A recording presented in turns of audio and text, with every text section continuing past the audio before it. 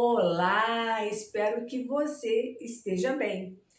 O Elas em Ação começa agora, com muito conteúdo preparado com carinho para você. A nossa primeira convidada de hoje é uma psicóloga, a Sandra Oliveira, que falará sobre seguro financeiro. A Sandra busca informar e dar mais proteção a brasileiros nos tempos de incerteza. Vamos conferir? Olá, estou aqui hoje para falar com você sobre proteção. Sim, proteção individual e proteção familiar através do seguro de vida. Seguro este que já está ficando tão conhecido quanto seguro saúde, seguro odonto, seguro de auto. Ou seja, é um dos seguros mais completos e mais acessíveis do ponto de vista financeiro. Sabe por quê?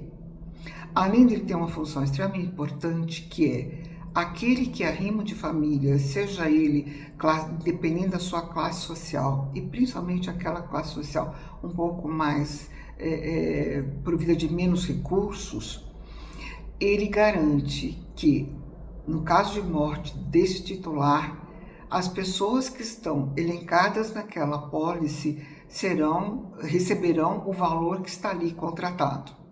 O que isso vai facilitar? Vai facilitar que a pessoa tenha uma remuneração que ela possa se recuperar financeiramente, se reorganizar para dar continuidade à sua vida. Isso é muito importante. Mas, além disso, ele foi evoluindo, ele foi ampliando em situações que atenderiam outras necessidades que a gente pode ter pela vida, pelos imprevistos da vida. Como, por exemplo, ele tem a cobertura para incapacidade física, seja ela por doença ou por acidente. Sim, nós não sabemos o que pode acontecer amanhã. Então, nós estaremos sendo segurados de que financeiramente teremos esse aporte para poder nos reorganizar também em vida. Existem outras possibilidades, por exemplo, um profissional liberal. Ele trabalha, ele ganha, ele para de trabalhar, ele fica sem recursos. E se por um acaso ele tem uma doença, ele tem uma incapacidade que ele não possa trabalhar. Neste caso, existe um seguro, ele é possível, dentro desse seguro, uma cláusula que dê uma extensão que durante esse período que está lá estabelecido qual tipo de doença e qual o período e qual o valor, ele será ressarcido nesse período para que ele possa dar conta das suas despesas, obrigações financeiras que ele tenha porventura assumido e por um período ele não possa cumprir. Interessante, não é? Então ele atende todas as faixas etárias e ele atende também a todos os níveis social. E uma coisa bem interessante que é sobre reembolso para internações de grande porte ou de cirurgias de risco. Tem pessoas que não cabe no orçamento dele um seguro-saúde. Então, o que ele pode fazer? Utilizar a parte ambulatorial por conta dele ou por conta do SUS, como ele melhor convir, mas na hora do maior risco, ele ter essa pólice que, porventura, ele contrate e caso ele venha precisar, estiver linkado ali no contrato, ele possa ser ressarcido em parte daquilo que ele contratou em relação ao que ele gastou. Então é mais uma segurança que se pode ter com custo bem menor. Vocês vão verificar se a gente está aqui à disposição de vocês, mas também se for o caso de contate com pessoas que tenham conhecimento, que possam prestar uma consultoria para vocês, para identificar qual que seria o melhor seguro, com quais cláusulas que atenderia você e a sua família, para o presente e para o futuro também, né? Entender melhor o que encaixaria na sua necessidade, nos seus projetos e também no teu orçamento. Eu acho que você vai se surpreender positivamente, ok? Então, fica aí a dica e até breve. No Fala Pra Mim Com Maria Torres, iremos abordar o tema regulamentação das bets. Roda aí!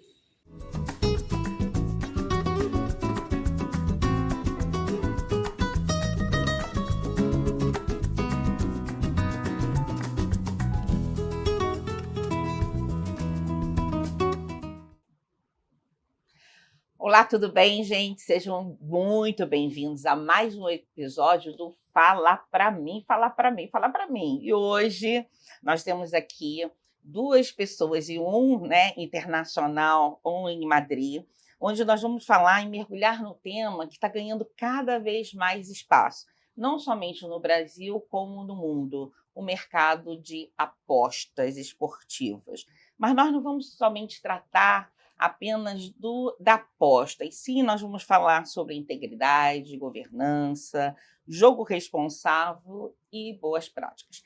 E para isso, nós temos o Márcio, né, a ABC Bet, e temos a Malu também, e temos o Vinícius, né, que ele está em Madrid. Então, sejam muito bem-vindos. Muito obrigada aí por ter aceitado o convite. Bom, deixa eu perguntar a vocês, como é que vocês são fundadores da BCBet, né, uma associação que chega ao mercado com a missão de certificar e regulamentar, né, trazer toda essa regulamentação de plataformas de aposta, garantindo a transparência, a segurança e o compromisso com a ética. Fala para mim, como é que isso surgiu? Bom, Maria, muito obrigada pela oportunidade, pelo espaço para a gente aqui. Bom, essa história ela começa não pensando em apostas esportivas. Eu e Vinícius trabalhamos juntos há muito tempo atrás e a gente vinha falando da necessidade de construir alguma coisa voltada para o ambiente esportivo, muito voltado também nessa questão de governança, de integridade, considerando as mudanças recentes dos normativos relacionados a esse assunto. Nessa jornada, eu acabei conhecendo a Malu. A gente, numa palestra sobre compliance no esporte, conheci a Malu. Começamos a conversar sobre compliance no esporte, compliance no futebol. E aí os assuntos foram se desdobrando, fomos criando unidade no pensamento e vimos um caminho muito fértil de desenvolvimento desse propósito, né, de integrar e entregar integridade, conformidade, transparências e boas práticas no mundo das apostas esportivas e, consequentemente, no jogo responsável e tudo que está diretamente ligado e intrínseco ao ambiente esportivo. Malu? Primeiro, Maria, é um prazer estar com você. Conversar com você aqui no Fala Pra Mim é uma honra. A ideia original, quando eu fiz essa palestra e o Márcio conversou comigo, era olhar a manipulação de resultados. Então, no primeiro momento, a gente se incomodou com o que, naquela hora, era uma possibilidade será que a regulação que viria a partir do ano seguinte vai ser capaz de resolver esse problema? Então, a nossa discussão era essa, né? Quer dizer, será que ela vai nos trazer alguma resposta sobre a nossa preocupação em relação a esse ecossistema do futebol? E como o Márcio falou, a gente percebeu que era muito mais complexo, envolvia muito mais entes. Então, você tinha os apostadores, você tinha a questão da ludopatia, a questão do jogo responsável, você tinha os atletas, você tinha os agentes, os influenciadores, as empresas de bet. Então, assim, a empresa de bet em si, que é quem se compromete a estar regulamentada pela lei, ela é só um pedaço desse ecossistema. E a gente precisava olhar para o todo, ter uma visão holística, ter uma visão sistêmica e ter uma visão de fato independente. Foi quando surgiu a ideia da certificação, e aí Vinícius entrou também, e a gente deu cola, né, deu liga nas conversas, e a gente percebeu que o caminho provavelmente seria o da autorregulação, que inclusive Vinícius conhece muito bem, e foi dali que a gente começou a evoluir para a ABCBet. Então, nós temos 3 mentes, né? Uma mente, você do compliance, que eu já te conheço já do compliance, do futebol, né? Uma mulher que fala a beça de futebol, gente, olha, entende tudo. Hoje mesmo, passando ali, ela fez um trocadilho com uma pessoa que estava na rua, puxando futebol, e todo mundo fica muito engajado quando você fala no futebol, né? Então, uma mulher falando de futebol, uma pessoa que trabalha em banco, né? Trabalhou em banco e toda a questão de controlar, né? Controlar de nicho ali voltado, e uma pessoa que trabalha com prevenção dessa lavagem de dinheiro. Então, vocês 3 deu essa liga, opa, que produto podemos fazer, até pela preocupação do compliance no futebol, pela questão do controle relacionado ao financeiro e o controle da lavagem de dinheiro. Então, vocês criaram a ABCBet. Com que objetivo que vocês fizeram isso? A associação nasceu, num primeiro momento, para ser Associação Brasileira de Conformidade de Bets. Uhum. E aí a gente percebeu que o ABC, que era a Associação Brasileira de Conformidade, ele também poderia ser educacional. O ABC é a cartilha da alfabetização, né, do ABC. Então a gente já percebeu aí que era um caminho legal a gente pensar em capacitação e educação.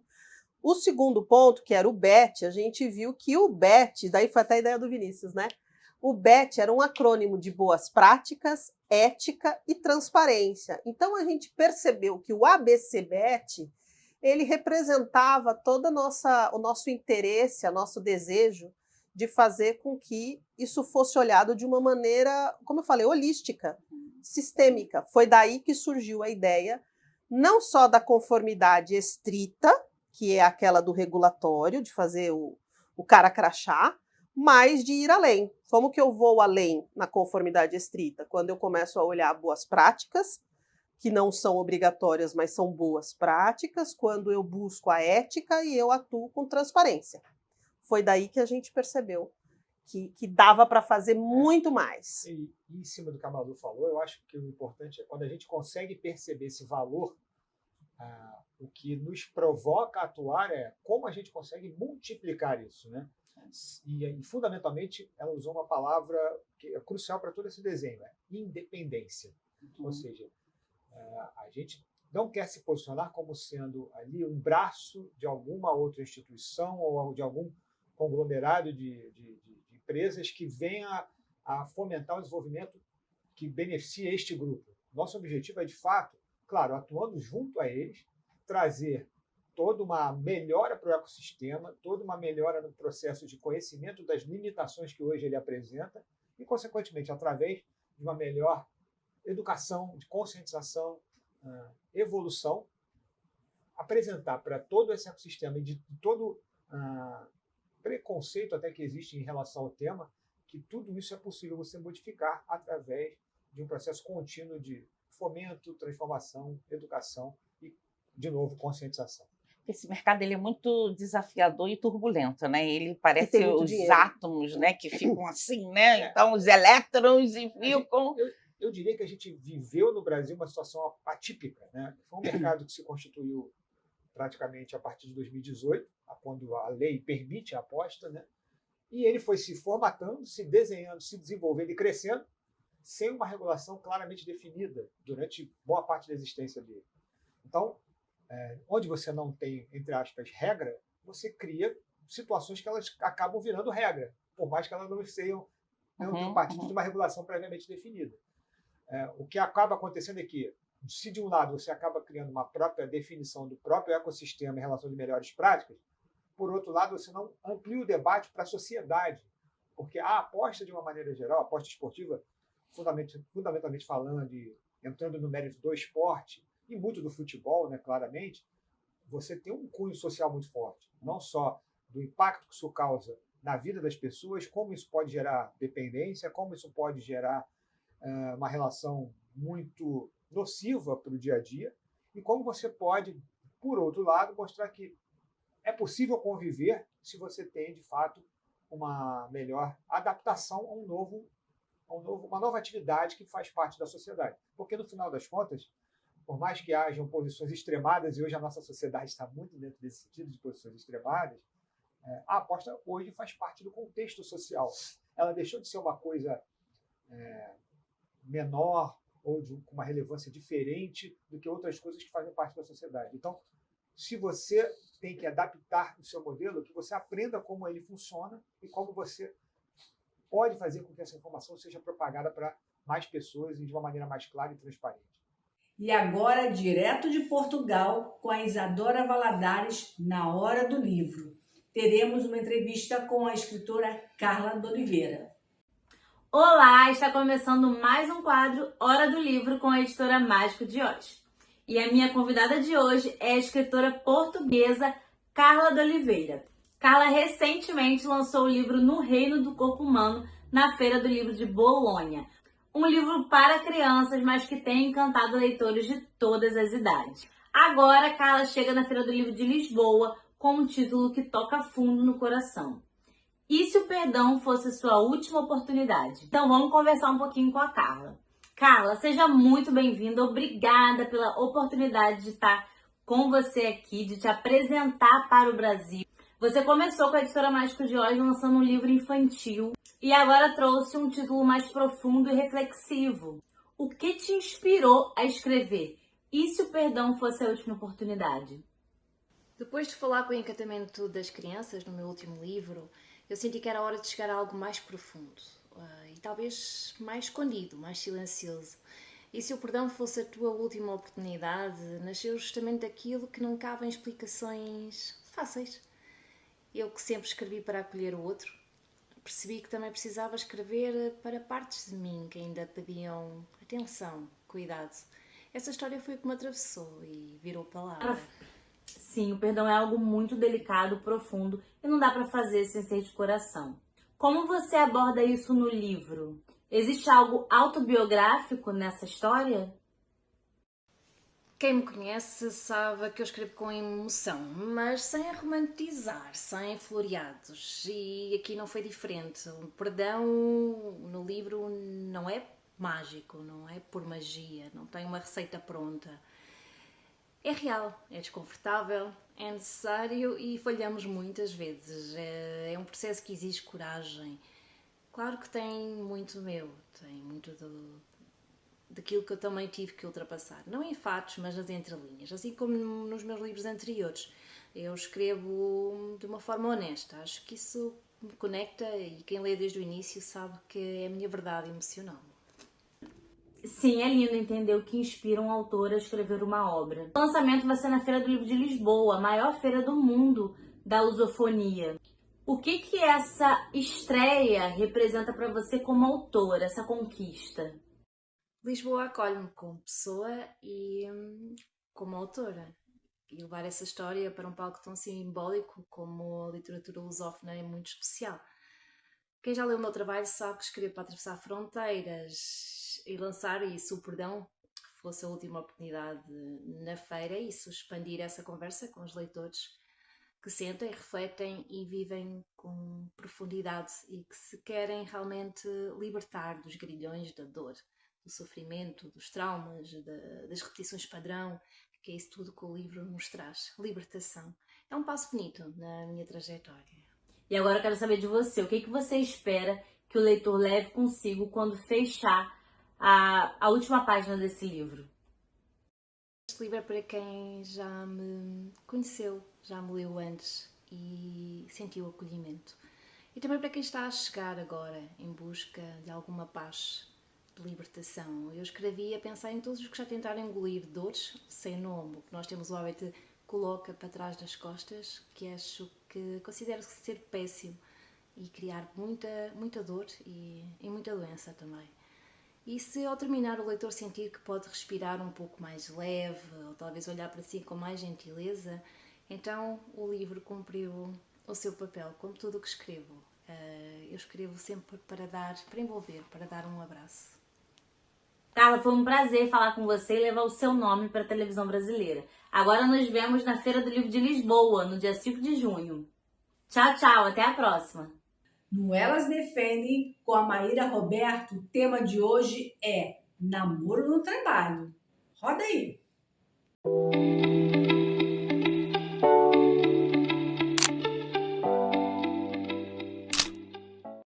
Olá, seja muito bem-vindo ao nosso quadro Elas Defendem. Hoje comigo, Maíra Roberto, e nesse episódio incrível, vocês precisam preparar o coração, porque nós vamos falar de um assunto que justamente mexe com as nossas emoções, que é o Dia dos Namorados.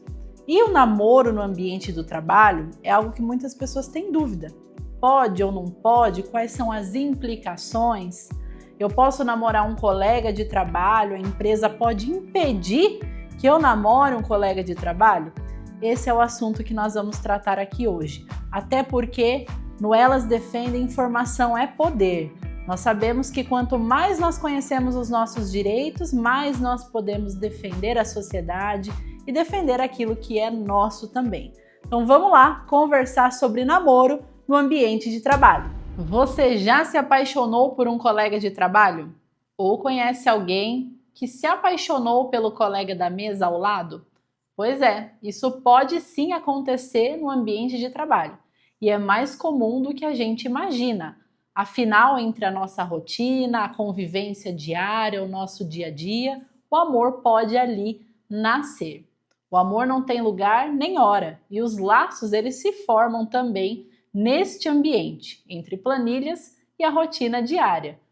Então, uma dúvida muito comum que pode surgir, a empresa pode permitir o namoro no ambiente de trabalho, ou melhor, ela pode proibir?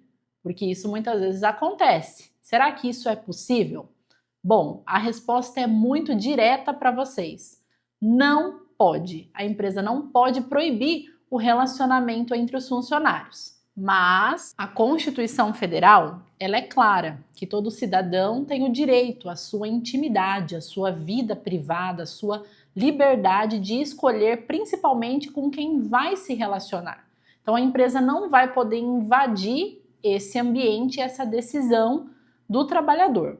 Isso está previsto lá no artigo 5º, inciso 10 da Constituição Federal. O direito à intimidade é inviolável, então a empresa ela não pode tentar ali monitorar ou fiscalizar esse relacionamento, a vida amorosa, controlar o que o empregado faz fora da empresa e que extrapola a sua liberdade. Então, no contexto profissional, a empresa precisa respeitar a vida amorosa de cada trabalhador. Nem pode criar uma política, por exemplo, de afastamento entre colegas, porque isso pode ser considerado discriminatório. Se um casal, por exemplo, trabalha no mesmo setor, a empresa não pode chegar para um deles e falar: olha, eu estou direcionando você para outro setor, para o setor X, porque você está namorando com o fulano. Isso não pode acontecer e também é algo discriminatório. Mas calma, o amor não é uma desculpa para falta de profissionalismo. Não é porque nós estamos aqui no mês dos namorados, próximo ao Dia dos Namorados, que você vai poder faltar com o profissionalismo. Não é bem assim.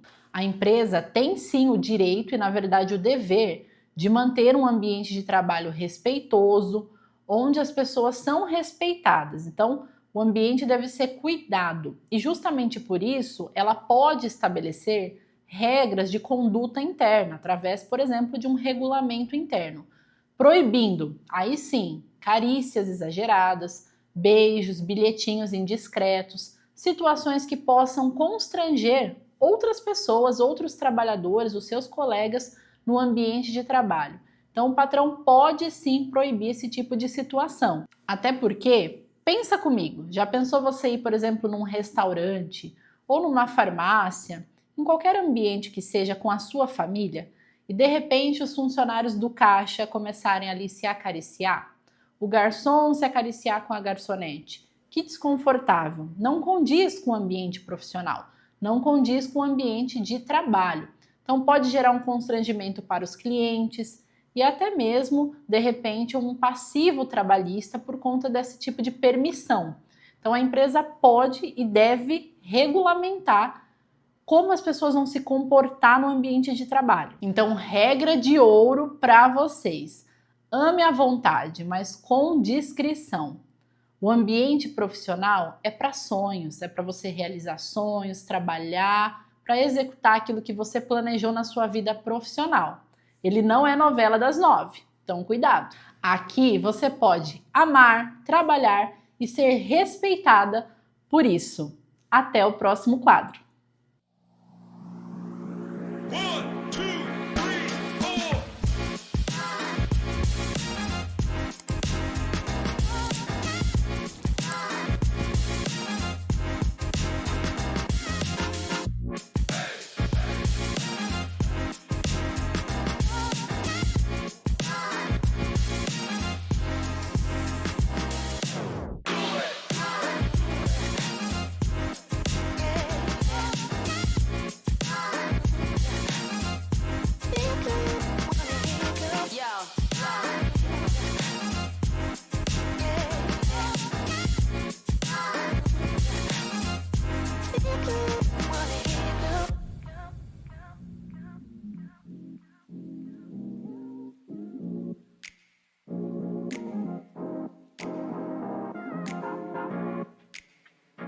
No Café com Cláudia de hoje, temos uma reflexão para todas as mulheres sobre empoderamento. Vamos conferir?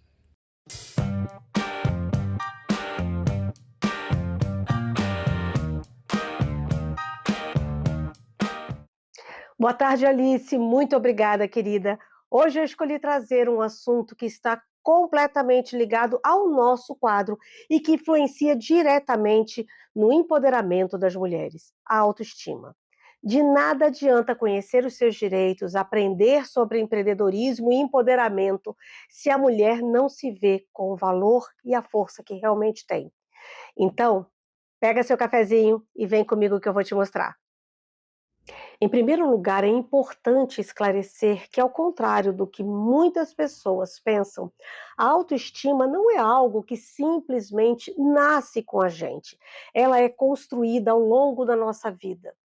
Se amar envolve mudança de pensamento, de foco, de hábitos e também aprendizado.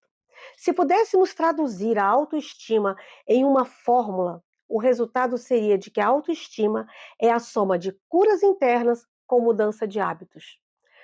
Quando somos crianças e principalmente quando somos bebês, nós somos olhados com muito amor e muita admiração. Um amor puro e livre de julgamentos. Mas à medida que crescemos, os olhares mudam e somos apresentadas às cobranças da vida. Vêm as correções, as críticas e as punições. E com isso acabamos nos desconectando daquele amor genuíno, porque começamos a acreditar que não somos suficientes, que não somos boas e sempre temos de nos encaixar naquele molde, naquele modelo criado para nós. Nos ensinam desde cedo que não podemos errar, que devemos ser as melhores, que devemos esconder as nossas fraquezas. E com isso construímos uma relação dura e exigente com nós mesmas, cheias de cobranças e de julgamentos. Nós, mulheres, vivemos constantemente sob pressões sociais e padrões impostos, sempre sendo comparadas, corrigidas, levadas a acreditar de que precisamos mudar para sermos aceitas e amadas. Precisamos ser belas, magras, educadas, obedientes, resilientes, enfim, uma lista enorme de qualidades que precisamos ter para que sejamos aceitas e consideradas perfeitas para serem amadas. Mas a pergunta que não tem resposta é se realmente temos de ser perfeitas? Alguém realmente neste mundo é perfeito? A busca constante por perfeição e adequação faz com que muitas mulheres acreditem que nunca serão e nunca são suficientes, que sempre falta algo, mesmo quando conquistam grandes feitos. E aqui está uma dica essencial. Precisamos ensinar para o nosso cérebro um novo caminho, um caminho de alto valor, de alto amor, de alto reconhecimento e de alto perdão. E isso se treina diariamente. Ter autoestima não significa eliminar o nosso senso crítico. Sempre vamos nos cobrar e criticar e querer ser melhores a cada dia. O segredo está em não permitir que essa autocrítica anule os nossos esforços e o nosso potencial. É possível se amar mesmo tendo errado, porque a autoestima não é sobre perfeição, mas é sobre aceitação e valorização. A autoestima é a base para o empoderamento e a tomada de decisões. Quando uma mulher se reconhece e se valoriza, ela tem coragem para enfrentar desafios e reivindicar os seus direitos e ainda se fortalecer. Na próxima semana teremos mais um Café com Cláudia. E se você tem alguma dúvida sobre o direito das famílias ou o direito das mulheres e ainda sobre empoderamento e autoestima, que gostaria que eu falasse para vocês em um outro episódio, me mande uma mensagem no Instagram que está aparecendo aqui na tela e eu posso trazer um especial sobre o tema. Eu espero por vocês no próximo sábado para tomarmos mais um café. Temos hoje no Rafa em Ação uma entrevista também internacional com a Ana Paula, do projeto Casa de Dorcas, em San Diego, na Califórnia. Roda aí!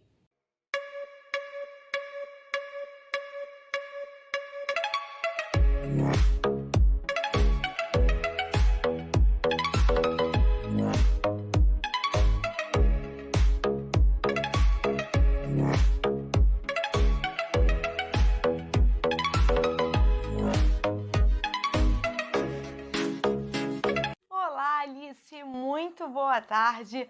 Boa tarde a todos vocês que estão nos assistindo. Vem pra cá, porque hoje é sábado, tem Elas em Ação e nós estamos começando mais um episódio do quadro Rafa em Ação. E no episódio de hoje, nós vamos conhecer a Ana Paula, cofundadora do projeto Casa de Dorcas. Ana Paula, nossa amiga brasileira, que hoje reside lá em San Diego, na Califórnia, vai contar um pouquinho pra gente sobre esse projeto que vem impactando vidas de mulheres brasileiras. Ana Paula, seja muito bem-vinda! Olá, Rafa! Olá, Elas em Ação! Olá, Brasil! Que terra que eu amo e que tô com saudade! Meu nome é Ana Paula, eu moro aqui na Califórnia, nos Estados Unidos, há 3 anos. Se Deus quiser, esse ano eu tô aí no Brasil visitando todo mundo, a família. Ai, que saudade! Mas eu tô aqui para falar algo muito especial para você. Falar sobre a Casa de Dorcas, né? Quando a Rafa ela fez o convite, né? Ela viu um vídeo nosso do nosso projeto, que a gente tinha conseguido uma medicação para uma criança autista, né? Mãezinha solo, mãezinha batalhadora, e a gente conseguiu fazer algo por ela, e a Rafa recebeu esse vídeo e entrou em contato com a gente, né? Falou assim, oi Ana, eu sou Rafa, se apresentou, você pode falar sobre o projeto? Aí eu fiquei, gente, projeto? Porque, na verdade, gente, a Casa de Dorcas, ela não tem uma estrutura física, ela não tem um CNPJ, ela não, sabe? São mulheres em ação. Isso que nós somos, sabe? São mulheres com mãos estendidas. Mulheres com muito amor no coração para estar ajudando o próximo. Isso que nós somos, sabe? Então, a Casa de Dorcas, ela iniciou com um grupo de mulheres que estavam estudando a Bíblia online, né? Porque cada um num lugar, sabe? E aí um dia a gente estava lendo a história de uma mulher chamada Dorcas, uma mulher que ela era costureira e ela fazia muitas obras de caridade e ela ensinava outras mulheres a costurarem. Guardem isso, ensinava outras mulheres, ela apenas não fazia, ela não dava, ela não fazia assistencialismo. Ela ajudava o desenvolvimento de outras mulheres. E aí um dia essa mulher adoece e morre. E aí o que acontece? A comunidade toda se comove e começa a orar por Dorcas. E Dorcas ressuscita. Deus opera um milagre e ressuscita Dorcas. E aí a gente ficou pensando, gente, olha, essa mulher, ela fazia diferença. Por que Deus ressuscitou essa mulher? Porque ela fazia diferença na sociedade. Deus deve ter olhado para ela e falado assim, não, essa aí merece anos e anos na vida, porque ela tem feito a diferença. Ela tem vivido o chamado propósito dela. E aí a gente começou, né? O que a gente está fazendo? O que a gente está fazendo? A gente também precisa ser relevante. Precisamos ser mulheres relevantes. E aí a gente começou com os nossos projetos. Pequenas ações, gente. E a gente falou assim, olha, a gente tem que socorrer e desenvolver as pessoas. Então, assim, uma das nossas primeiras ações está no nosso Instagram. Eu peço muito que você vá lá, porque aqui não tem como a gente falar de tudo que a gente tem feito em apenas 5 meses. Sabe? E eu só vou aqui dar um exemplo do nosso trabalho, né? A gente tem o nosso trabalho Passa Lá em Casa. Passa Lá em Casa, o que a gente faz? A gente pega uma profissional da faxina, né? Uma profissional da faxina. A gente pega alguém que está precisando de uma faxina e a gente oferece essa faxina para essa pessoa. Por exemplo, a gente pegou uma mãezinha que tem filhos gêmeos, né? Os 2 têm autismo, sendo que um é autismo severo, grau 3. E a gente entrou em contato e falamos, oi, tudo bem? Você quer uma faxina na sua casa? Gente, alguém já ofereceu uma faxina para vocês? Mas olha como Deus ele é criativo e as mulheres têm também esse feeling, né? E aí ela falou assim: sim, quero. Aí a gente pegou, né? Contratamos a profissional da faxina, foi lá na casa dela, fez a faxina, organizou tudo. Daqui a pouco a gente recebe mensagem da nossa mãezinha falando assim: gente, tô emocionada. Vocês não apenas organizaram a minha casa, vocês organizaram a minha mente, organizaram a minha alma. Sabe? Então, assim, são pequenas atitudes que fazem diferença na vida de outras pessoas, que impactam a vida de outras pessoas. Por exemplo, a gente abençoou o profissional da faxina, né? Pagamos a faxineira, abençoamos aquela mãezinha.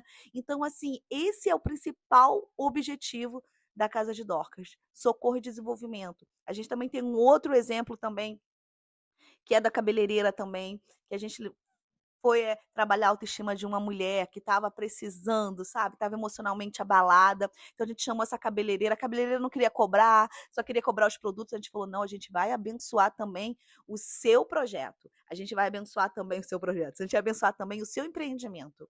Porque esse é o objetivo, é desenvolver e socorrer. E a gente também fez esse trabalho. A gente também pegou uma profissional também que fazia bolo, e a gente contratou um bolo para levar para uma pessoa que não tinha condições de fazer uma festa de aniversário. Então, são pequenas ações. E a gente tem o nosso carro-chefe, que é o Pão Nosso, né? O Pão Nosso, ele simplesmente é a distribuição de cestas básicas, né? Mais de 10 famílias já alcançadas pelo Casa de Dorcas, através do Pão Nosso. No Rio Grande do Norte nós temos famílias também no Rio de Janeiro, e assim, algo que Deus sempre vem confirmando, sabe? Às vezes as pessoas falam: como que vocês chegam até essas pessoas? Não, a gente não vai atrás das pessoas, sabe? Porque é só você apenas olhar para o seu lado. Você só olha para o seu lado. Se você olhar para o lado, você vai ver alguém precisando de uma mão estendida. Então você não precisa nem procurar muito. Do seu lado, nesse exato momento, deve ter alguém precisando. Fecha parênteses. Então, assim, sempre Deus enviando as pessoas que ele precisava abençoar, que ele precisava cuidar. Então, assim, o Pão Nosso, ele começou de um milagre já, né?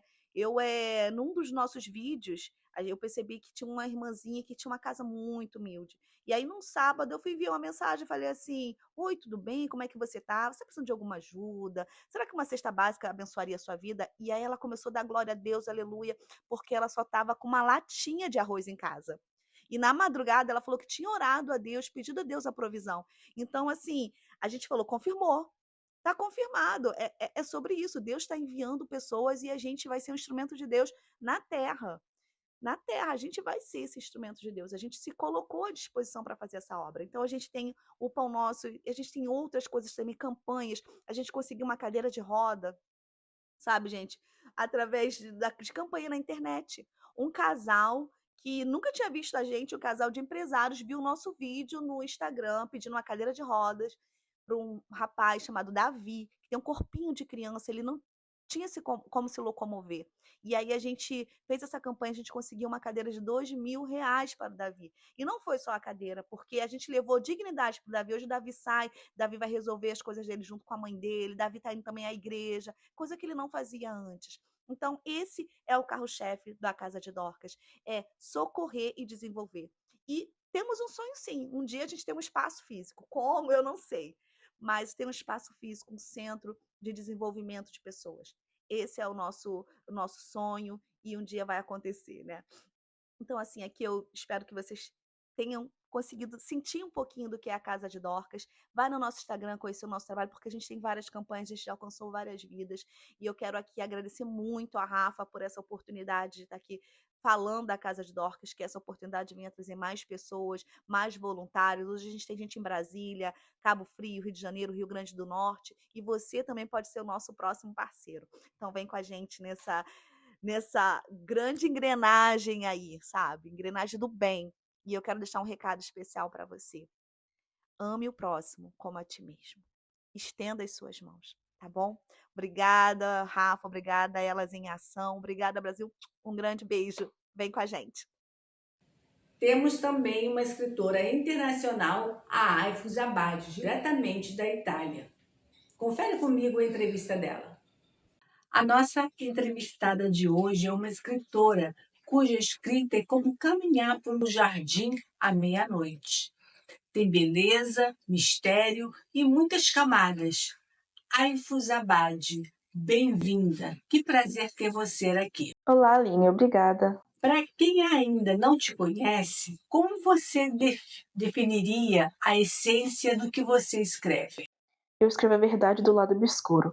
A minha literatura nasce das sombras, mas não é para assustar as pessoas, mas sim para iluminar um pouquinho sobre a verdade que geralmente é ignorada.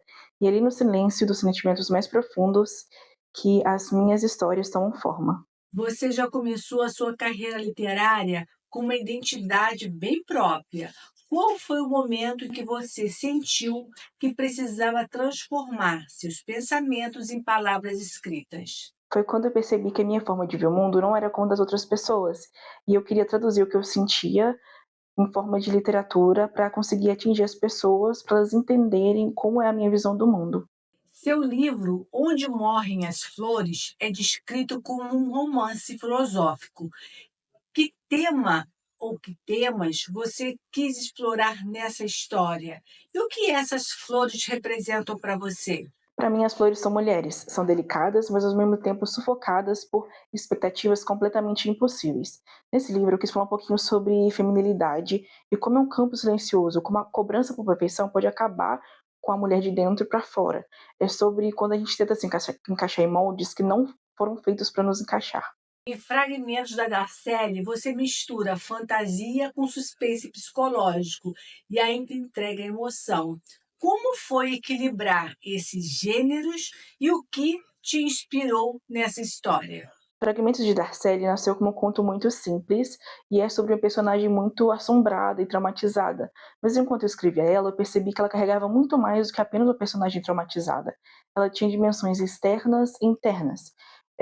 O equilíbrio ali nos casos dos gêneros veio em perceber que eu não precisava tentar me encaixar em um ou em outro. Eu apenas deixei a história continuar da forma que deveria ser, porque ela tinha que ser contada exatamente dessa forma. E acabou que no final ela se encaixou nesses dois gêneros. Você costuma falar abertamente sobre o fato de estar no espectro autista? Como isso influencia ou molda o seu processo criativo? Eu observo muito o mundo com muita intensidade, e tudo que eu vejo, seja um gesto, uma pausa, um olhar ou qualquer tipo de expressão, pode se transformar em uma história. O autismo me dá uma lente de aumento de emocional e sensorial que transforma o cotidiano de absolutamente qualquer coisa em matéria-prima literária. Você sente que o autismo te ajuda a perceber o mundo de uma forma diferente e talvez até mais profunda do que a maioria das pessoas? Isso aparece nos seus personagens? Com certeza, eu acho que eu leio os padrões emocionais com muito mais facilidade, o que me permite construir personagens um pouquinho mais complexos e reais do que a maioria das outras pessoas. Eu gosto quando os personagens são contraditórios em relação ao que eles pensam, o que eles fazem, porque no final das contas as pessoas agem dessa forma. E o que eu observo, eu replico na minha literatura e nos meus personagens. Como você lida com a fase do silêncio criativo, que muitos escritores enfrentam? Existe algo específico que te ajuda a retomar a escrita? Então, eu não escrevo esperando pela inspiração. Ela vem quando ela quer. E eu não posso ficar esperando a boa vontade dela. Então, o que eu faço é escrever todos os dias, mesmo quando tudo não se encaixa da forma como eu gostaria. Porque se você parar de escrever 1, 2, 3 dias, você não vai conseguir mais recuperar o ritmo. E aí, voltar para isso é muito mais complicado. Estamos chegando quase ao finalzinho da nossa entrevista e eu gostaria de saber o que você deixaria para os leitores neurodivergentes que sonham em escrever, mas têm medo de não serem compreendidos. Eu acho que cada pessoa ainda vai encontrar sua forma de se comunicar. E quando isso acontecer, o mundo vai te entender de volta. Não como um todo, mas a maioria das pessoas vai entender e vai te apoiar. Tem um livro que mudou a sua vida? A Culpa das Estrelas, do John Green. Tem algum personagem que te salvou de alguma forma? Guinevere, porque ela é minha personagem favorita e vai continuar sendo, e ela é minha personagem do meu próximo livro de fantasia. Escrever é mais instinto ou disciplina? Disciplina, mas nasce como instinto. Você tem que ter um instinto de querer escrever e ter a disciplina de continuar escrevendo. Um hábito que te ajuda a escrever melhor? Eu escrevo todos os dias, mesmo sem vontade. Qual seria o título do seu próximo livro, se você puder nomeá-lo agora? Enquanto os fios cantam. Aifus, obrigada por dividir um pouco do seu mundo com a gente. Que suas palavras continuem florescendo, mesmo nas terras mais sombrias. Muito obrigada. Muito obrigada. Temos uma convidada muito especial, a Tereza Cristina, que é fundadora do projeto Mulheres Transformadas, no Rio de Janeiro. Há 13 anos, ela capacita e encoraja mulheres, com mais de 850 certificações, capacitando o transista. Tereza também é escritora e palestrante. Vamos conferir? Olá, eu sou a Tereza Cristina, fundadora do projeto Mulheres Transformadas.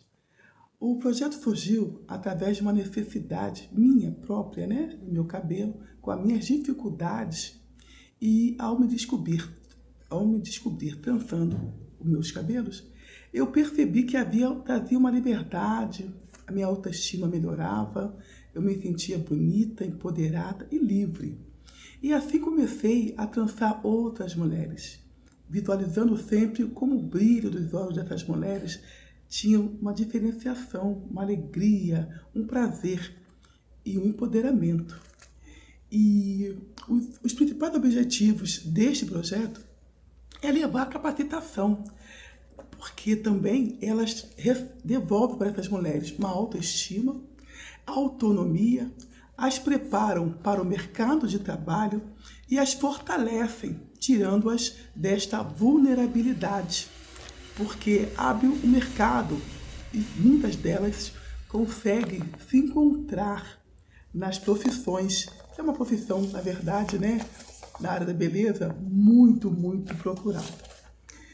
E desde o início do projeto, nesse tempo todo, desde 2019, foram mais ou menos umas 800 mulheres que passaram por essa transformação incrível de empoderamento, de autoestima. Muitas delas já abriram o seu negócio e tem sido muito, muito extraordinário vivenciar isso com essas mulheres. As atividades do nosso projeto são muitas. Nós utilizamos para levar e fazer essa entrega do empoderamento feminino.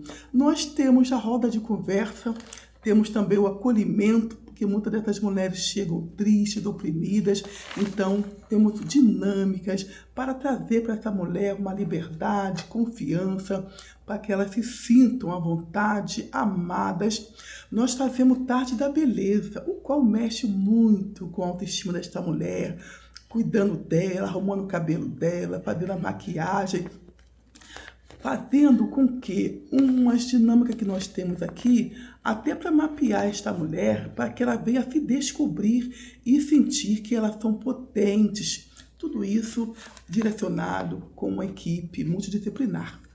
Nós fazemos muitos encontros entre nós, para que deixe-as bem com liberdade, para que desfile. Nós fazemos desfiles de cabelo, penteado, uma penteia a outra, para que elas possam trabalhar também a unidade, o cooperativismo, a sua presença como mulher, que elas são importantes. E nós fazemos a formatura, que é incrível também, onde muitas vezes nós conseguimos uma representatividade, elas recebem uma moção, uma documentação, e ali elas recebem aplausos. Nós precisamos fazer com que essa mulher saia empoderada mesmo. Isso traz transformação de dentro para fora. Muitos sorteios e fazemos bazar. Também temos feiras de empreendedorismo, onde elas podem mostrar o que elas fizeram, como tranças, perucas, e elas geram renda. Isso é incrível. A comunidade, ela tem participado, tem contribuído de uma maneira direta, fazendo divulgações. Muitas dessas mães trazem as suas filhas, elas compartilham, trazem também, são voluntárias. Nós temos uma dinâmica onde, uma vez por mês, uma mãe vem ser voluntária na turma também das suas adolescentes. Isso é muito, muito, muito importante. também, quais são os maiores desafios? O maior desafio é financeiro, né? O maior desafio é financeiro, porque nós precisamos captar material para essas meninas, para essas mulheres. Nós precisamos de recurso, né? Porque alimentação, lanches, divulgação, tudo isso demanda uma quantia. Nosso plano de expandir é algo muito real. Eu comecei a levar esse trabalho com uma equipe de voluntárias, meninas que estão comigo, mulheres que estão comigo já há algum tempo. Nós levamos esse projeto para Campos de Goitacazes, porque não tinha muitas mulheres trançando o cabelo lá. Nós mapeamos alguns bairros que tinham dificuldade de trancistas. Então, nós conseguimos levar curso para Campos, foi incrível. Para o Espírito Santo também é muito difícil encontrar trancistas. E em Belo Horizonte também tivemos essa oportunidade. Então, nós ainda estamos moldando para ter essa condição de manter vários polos. É um sonho do meu coração em vários lugares. Eu gostaria de deixar uma mensagem para você. Você, mulher que tem sonhos e talvez nem saiba do teu sonho, esteja confusa, tenha passado por algum trauma, alguma tristeza, alguma decepção. Mulher, se envolva em redes de apoio. Certamente no teu bairro tem cursos, existem grupos de mulheres, roda de conversa. Se envolva, não fique sozinha, não fique isolada. Vá tem vontade de ir, vá com medo mesmo. Certamente você vai encontrar neste grupo mulheres que vão te agregar, que vão fazer a diferença, você vai se descobrir. Você vai se descobrir aos poucos. Em pouco tempo, você se tornará também uma transista de sucesso ou em qualquer outra profissão. Então, eu quero deixar para você, mulher fantástica, mulher incrível. Você é especial, não desista dos teus sonhos, continue sonhando, volte a sonhar. E faça parte. O mais interessante é que você vai entender, que você vai aprender, vai ser acolhida, vai ser abraçada e você também vai ser uma voluntária, uma mulher que vai transformando vidas.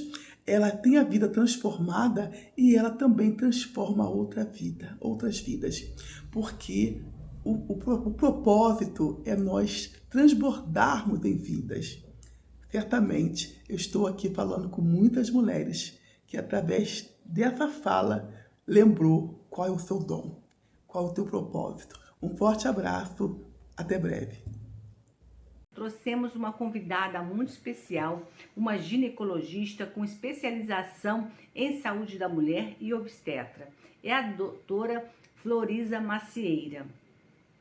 Doutora, sabemos que as mulheres, quando chegam aos 40 anos, algumas coisas começam a mudar no nosso corpo. Qual é o melhor momento de buscar ajuda na área da saúde feminina para entendermos o que está acontecendo com os nossos hormônios?